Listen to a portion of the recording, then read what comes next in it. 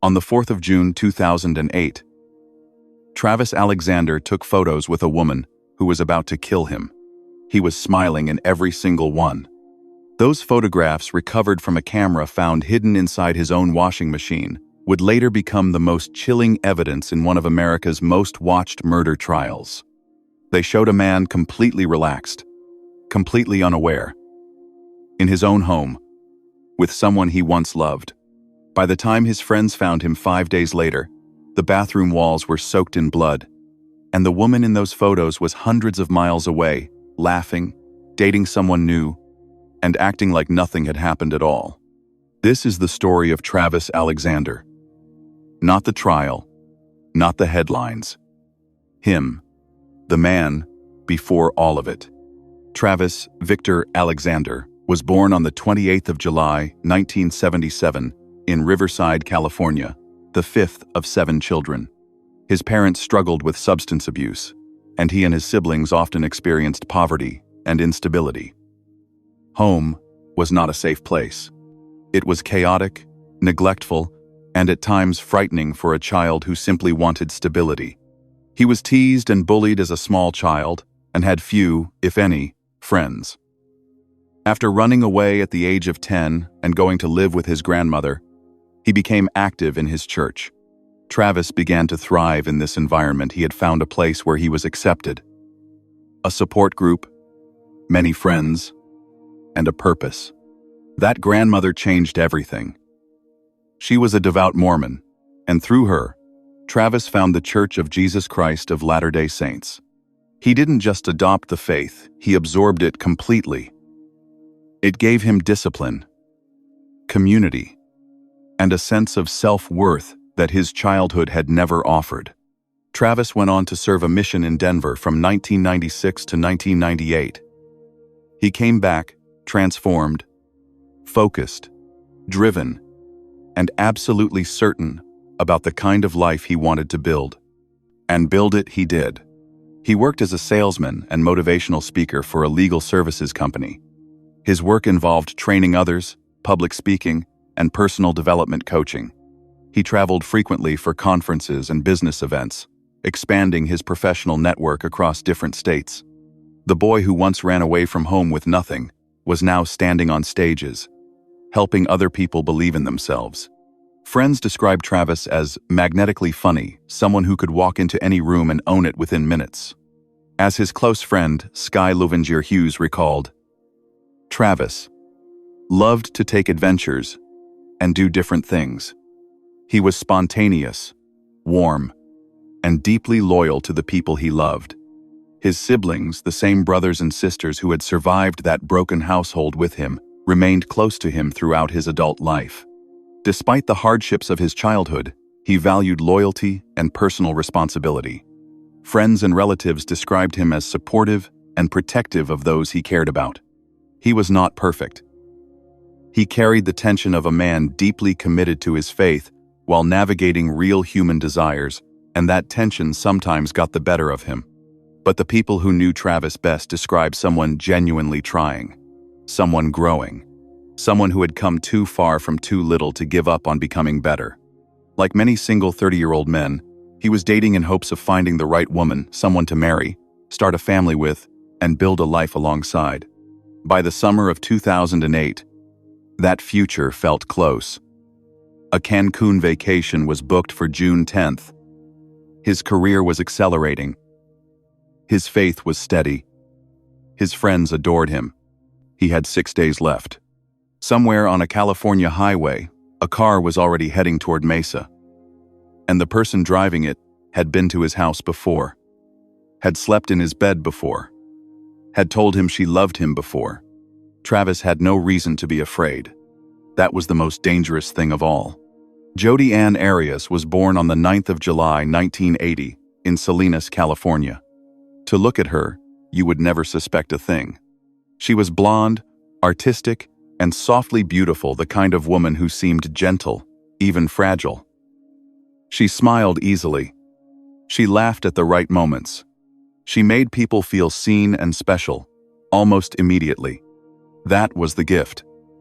And eventually, it became the weapon. Growing up in Salinas, Jodi was the eldest daughter of Bill and Sandy Arias. The family was not wealthy, but they were not in crisis either. A largely working-class household that moved around California during her childhood years. By most outward appearances, Jodi had a normal upbringing. She was artistic from a young age, drawn to photography and drawing. She was intelligent and observant. Teachers remembered her as bright. Peers remembered her as friendly, if a little hard to fully know. But underneath the pleasant surface, something was developing that those around her could not quite name. Her parents would later tell investigators that Jodi had been a difficult teenager, that there were conflicts at home, episodes of anger, and a pattern of behavior that made them genuinely worried. Her mother, Sandy, reportedly kept notes over the years documenting Jodi's erratic and sometimes frightening behavior.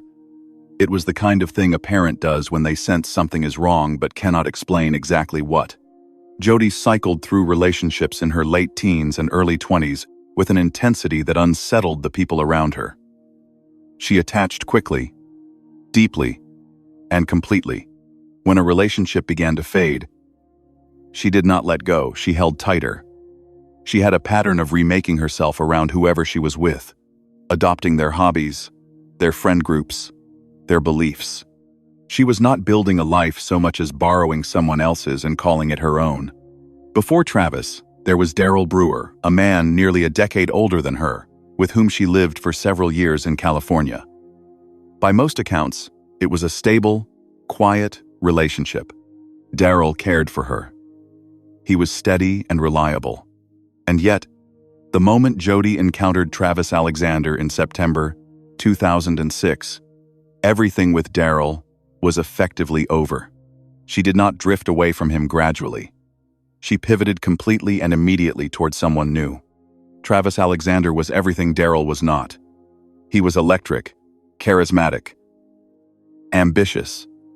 He stood on stages and moved crowds. He had a community around him, a faith that shaped him, and an energy that filled any room he entered. For a woman like Jodi, someone who had spent her life quietly attaching herself to other people's identities, Travis was irresistible. He was not just a man she wanted. He was a life she wanted to absorb. They met at a prepaid legal services conference in Las Vegas in September 2006. The connection was instant and intense. Within months, Jodi had ended things with Daryl, converted to the Mormon faith, the faith Travis had practiced his entire adult life, and been personally baptized by Travis himself on November 26, 2006 Southern California. She joined his church. She integrated herself into his social circle. She became, as quickly and thoroughly as possible, a part of his world. Travis's friends noticed, and they were not comfortable with what they saw. From the early stages of the relationship, people close to Travis observed something troubling in Jodi's behavior. She was too intense, too watchful. She had a way of hovering that made people uneasy, a quiet possessiveness that she masked well in public but that surfaced in small, telling moments. She monitored Travis's interactions with other women.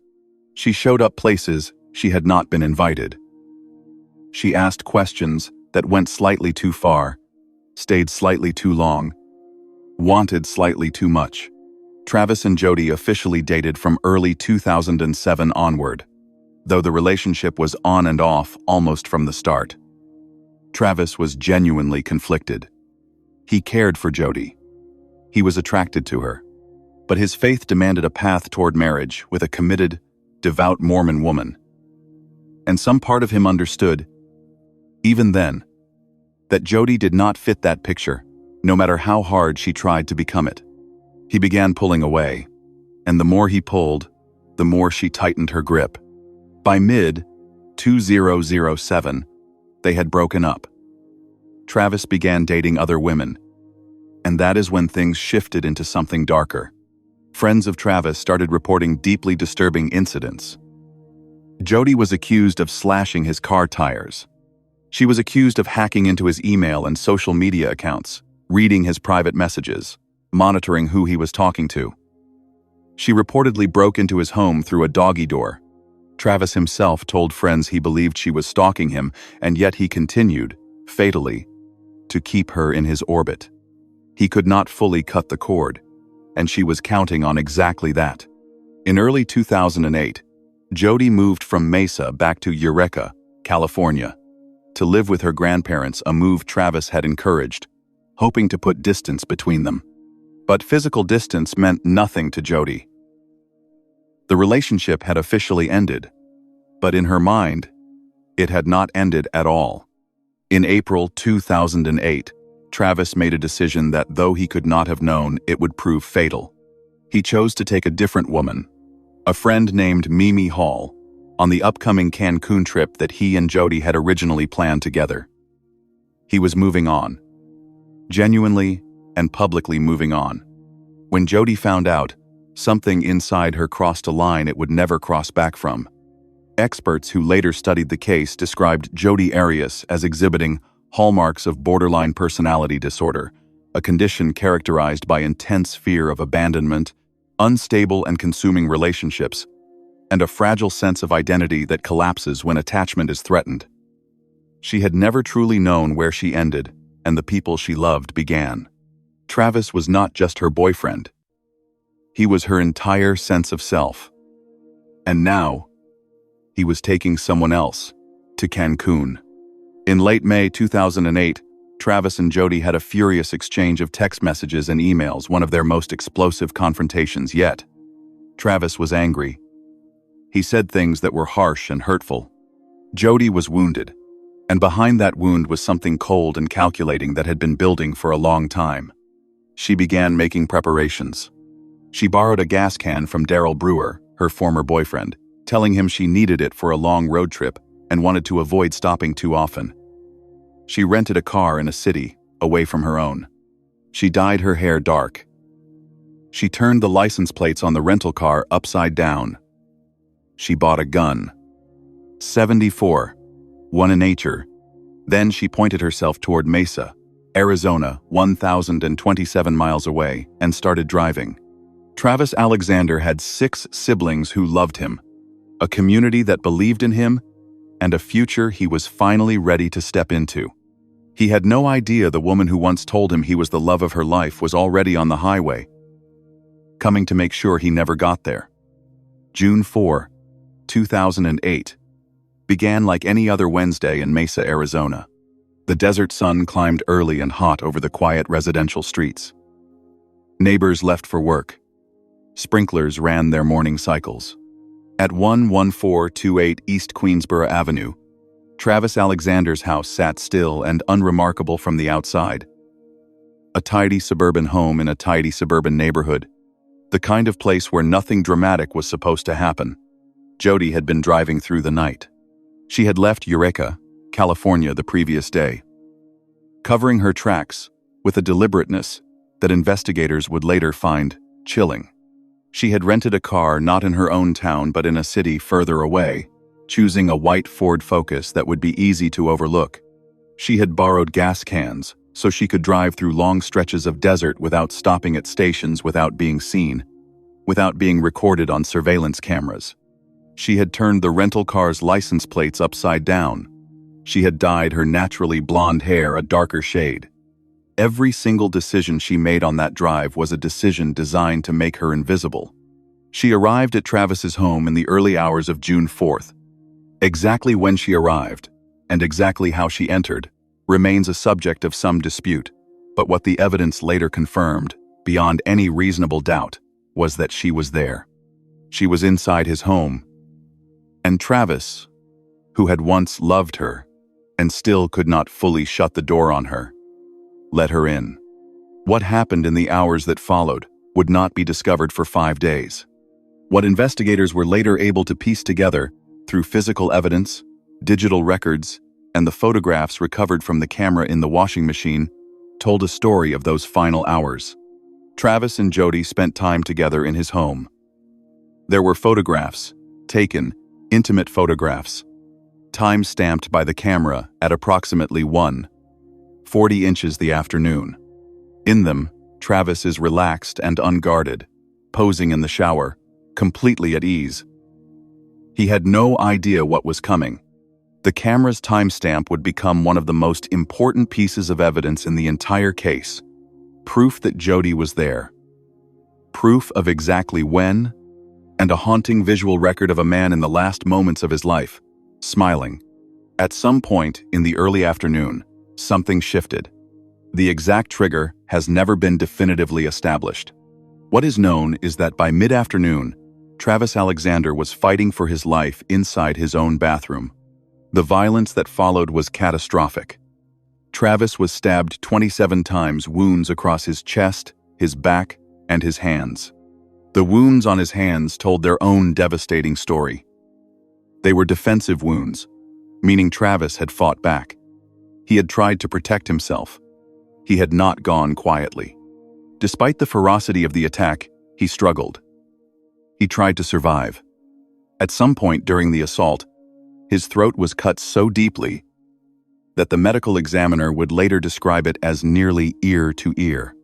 And then, already gravely wounded, he was shot in the forehead with a .25 caliber handgun. The official cause of death, as determined by the Maricopa County medical examiner, was sharp force trauma to the neck and torso.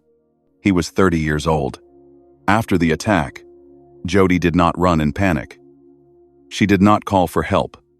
She did not collapse in horror at what she had done. Instead, she cleaned. She moved through that blood-soaked bathroom with a methodical calm that investigators would later describe as deeply disturbing. She attempted to wipe down surfaces. She put the camera containing photographs of herself and Travis taken just hours earlier, into the washing machine along with some clothing, apparently hoping the wash cycle would destroy the evidence on the memory card. She dragged Travis's body, which had slumped in the hallway, back into the shower. Then she got in her rental car and drove to Utah. She had a date. Ryan Burns was a man Jodi had been seeing, and she arrived at his home in Utah the following day, June 5th. By his account, she seemed perfectly normal. She was warm. She was affectionate. She was, as one clinical analysis of her behavior later noted, emotionally unremarkable, as though nothing of any significance had occurred. She had just left a man she had known and loved, dying in a shower. She spent the following days interacting with friends, attending social events, and behaving, by all outward appearances, like a woman without a care in the world. Back in Mesa, Travis's phone was going unanswered. His emails were piling up unread. His friends began to worry. Travis was a social, communicative person. He stayed in regular contact with the people in his life. Going silent was not like him. By June 9th, 5 days after the murder, his friends could no longer explain away the silence. A group of them went to his house on East Queensboro Avenue. They knocked. There was no answer.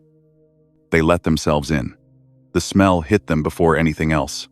They found Travis in the shower, his body in an advanced state of decomposition after 5 days in the Arizona summer heat. The master bathroom looked like a slaughterhouse. Blood had soaked into the floors, splattered across the walls, and pooled in the sink. There were drag marks in the hallway. There was a bloody handprint on the wall. At 10:27 p.m., on the 9th of June 2008, Mesa police received the emergency call. Officers arrived at the scene and immediately understood they were looking at something extreme, not just a homicide, but an act of violence so excessive it suggested a deeply personal rage. The term investigators use for this kind of killing is overkill. Violence that goes far beyond what is required to end a life. It speaks, always, to emotion, to fury, to something that was not just about ending someone, but about punishing them. The community around Travis was shattered. These were people who had been at church with him, who had traveled with him, who had sat in conference halls listening to him speak about building a better life. They could not process what they were seeing. Travis's siblings, the brothers and sisters who had survived childhood with him, were notified one by one. The grief was immediate and devastating. Detectives began their investigation that same night, and almost immediately, One name began surfacing, in conversation after conversation with Travis's friends. Jodi Arias. She had been his ex-girlfriend. She had been accused of stalking him. She had been in contact with him right up until the end. And within hours of Travis's body being found, before police had even publicly announced the death, Jodi Arias called the investigators asking about the case, asking what had happened, inserting herself into the investigation with a curiosity that detectives noted immediately. She told them she had not been in Arizona on June 4th. She told them she had not seen Travis in months. She told them she had no idea what could have happened to him. Every word of it was a lie. And somewhere in the washing machine of Travis Alexander's home, a camera was waiting, its memory card still intact, its timestamps perfectly preserved with the truth. Detective Esteban Flores, of the Mesa Police Department, was assigned to the case within hours of Travis Alexander's body being discovered. He was experienced, methodical, and not easily rattled. But even he would later acknowledge that what he walked into on East Queensboro Avenue was among the most violent crime scenes he had encountered. The sheer scale of the attack, the number of wounds, the volume of blood, the evidence of a prolonged struggle told him immediately that this was not random. This was intimate. This was personal. Whoever had done this had known Travis Alexander and had wanted him to suffer. The first order of business was the crime scene itself. Forensic investigators combed through every inch of that bathroom with painstaking care. What they found built a case, piece by piece. A bloody palm print on the hallway wall near the bathroom entrance was collected and sent for analysis. Drag marks on the floor confirmed the body had been moved after death. The washing machine contained a digital camera and several articles of clothing. Someone had placed them there deliberately, apparently believing the wash cycle would destroy whatever evidence they held. That calculation was wrong. Mesa crime lab technicians recovered the camera's memory card and began the process of retrieving its deleted files. What they found stopped the investigation in its tracks. The card contained photographs, dozens of them, time-stamped from the 4th of June 2008. There were images of Travis Alexander alive and relaxed, taken in the early afternoon. There were intimate photographs. And critically, there were several accidental photographs. Images apparently taken when the camera was dropped during a struggle that showed glimpses of what happened next. An image of the bathroom ceiling. A blurred image of a figure. Fragments of the violence, captured by accident on a device the killer had tried to destroy. The bloody palm print came back from the lab with a match. It belonged to Jodi Arias. DNA analysis of the print confirmed a mixture of both Alexander's and Arias's biological material. The camera's timestamps placed her inside his home on the afternoon of the murder, the same afternoon she had told Detective Flores she was nowhere near Arizona. Investigators began building the fuller picture of Jodi's movements. They traced the rental car, obtained records that placed her on the route between California and Mesa, and identified the gas cans she had borrowed from her former boyfriend Daryl Brewer. A detail that spoke directly to premeditation. She had not wanted to stop at gas stations along the route. She had not wanted to be seen. Every preparation she had made before that drive pointed to a woman who knew exactly what she was going to do when she arrived. On the 9th of July, 2008, exactly 1 month after Travis's body was discovered, a Maricopa County grand jury indicted Jodi Arias on 1 count of first-degree premeditated murder. 6 days later, on July 15th, detectives arrested her at her grandparents' home in Northern California. She was calm at the time of her arrest. Composed. She smiled in her mugshot, a detail that would later become one of the most discussed aspects of her public persona. She had reportedly thought about what her arrest photo would look like and had decided to control the image she projected. She was extradited to Arizona on September 5th and entered a plea of not guilty on September 11th. Then the stories began. In her first account to investigators, Jodi denied being anywhere near Mesa on June 4th. She said she had last seen Travis in April 2008 and had no knowledge of what happened to him. When confronted with the evidence placing her at the scene, she changed her story entirely. In her second account, She told detectives that two masked intruders had broken into Travis's home, murdered him, and attacked her, and that she had been too frightened to go to the police because she feared they would come back and kill her. She maintained this version for nearly 2 years. Then, in 2010, she abandoned that story too. Her third and final account was the one she would take to trial. She admitted she had killed Travis Alexander but claimed she had done so in self-defense, as the culmination of a relationship she described as abusive and violent. She portrayed Travis as a man with a dark, hidden side, explosive, controlling, and physically dangerous. She claimed the attack on June 4th began when Travis lunged at her in a rage, and that she had fought back only to save her own life. Travis's friends and family rejected every word of it with fury and grief. The trial began on the 2nd of January 2013 in Maricopa County Superior Court before Judge Sherry Stevens. It would run for an extraordinary 64 days of testimony, one of the longest murder trials in Arizona history. The prosecution was led by Juan Martinez, a compact and ferociously aggressive prosecutor who had spent years preparing the case. The defense was led by Kirk Nurmi and Jennifer Wilmot, who built their entire strategy around painting Travis as the aggressor and Jodi as his victim. The courtroom became a battleground. Jodi took the stand herself, a decision that surprised many legal observers, and testified for 18 days. She described the relationship in exhaustive and often graphic detail, weaving a narrative of abuse and fear. She wept. She was composed. She contradicted herself. She demonstrated a remarkable ability to shift emotional registers in ways that left jurors visibly uncertain about what they were seeing. Jury foreman William Zervakos later told ABC's Good Morning America that her extended testimony had ultimately hurt rather than helped her case. 18 days on the stand gave Juan Martinez 18 days to cross-examine her, and he used every minute. Martinez was relentless. He attacked the inconsistencies in her testimony one by one, holding up the physical evidence against her words and letting the contradictions speak for themselves.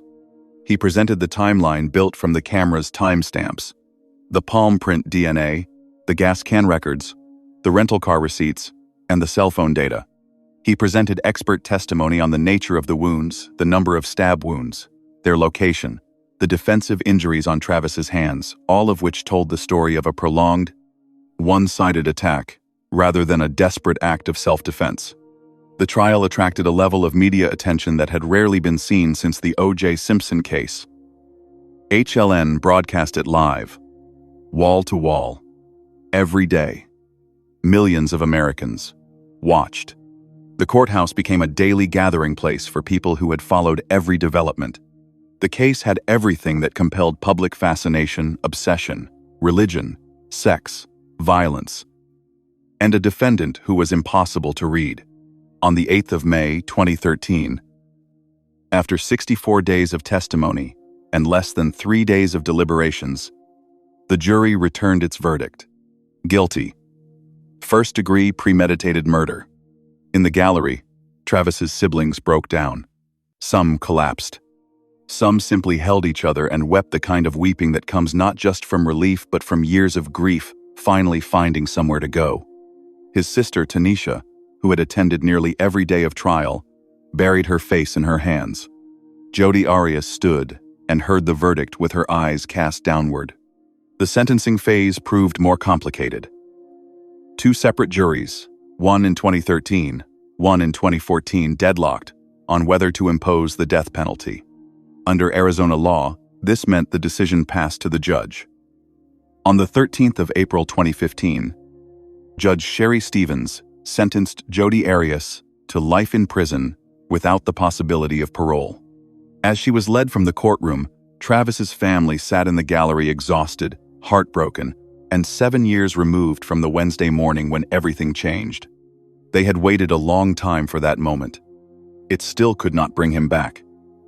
When the verdict was read on the 8th of May, 2013, and when the sentence was finally handed down nearly 2 years later, on the 13th of April 2015, many people assumed that for Travis Alexander's family, some version of peace would follow. That the closing of the courtroom doors would mean the closing of the wound. That justice, however incomplete, would bring something resembling rest. It did not work that way. Grief does not follow legal timelines. And for the Alexander family, the brothers and sisters who had already survived one devastating childhood together, who had leaned on each other through poverty and neglect and loss, and who had then been asked to survive this, the end of the trial was not an ending at all. It was simply a different kind of carrying. Travis's siblings had sat in that courtroom for months and listened to their brother's character systematically attacked. They had heard the defense portray him as abusive, manipulative, and dangerous. They had sat still while a woman who killed him with 27 stab wounds, a slit throat, and a bullet to the head claimed she had done it to protect herself. They had maintained their composure in public through things that would have broken most people. His sister, Tanisha Sorensen, became one of the most visible faces of the family's grief throughout the trial. She attended nearly every session, watching, enduring, representing Travis in that room day after day. At the sentencing hearing, family members delivered victim impact statements that were raw and devastating words spoken directly to the woman who had taken their brother, words that made clear the full human cost of what had been done. They spoke about the holidays without him, the milestones he would never reach, the children he would never have, the laughter that was simply gone from their lives. Travis's close friends, people like Chris and Sky Hughes, who had known him for years and watched the relationship with Jodi unfold with growing alarm, channeled their grief into something lasting. Chris and Sky wrote a book titled Our Friend, Travis, published after the trial, dedicated to preserving who Travis actually was, not the distorted version presented in the defense's narrative, but the real man. The funny, driven, complicated, deeply human man who had overcome so much and deserved so much more time. The case left permanent marks on the Mesa, Arizona community as well. Travis had been a fixture in his local Mormon congregation, a familiar face at church events and community gatherings. The people who had known him, who had heard him speak, who had sat beside him at services, who had laughed at his jokes at dinner tables across the city, carried the loss quietly for years. Some found it difficult to talk about even long after the trial ended. The case also sparked serious national conversation about several important issues that extended far beyond the courtroom. The dynamics of obsessive relationships, the warning signs, the escalation patterns, the way those around Travis had sensed danger and been unable to stop it, became subjects of genuine public discussion. Friends had warned Travis. They had told him Jodi's behavior was dangerous. They had urged him to cut contact completely. He had heard them. And for reasons that are deeply human and deeply understandable, he had not been able to fully act on their warnings.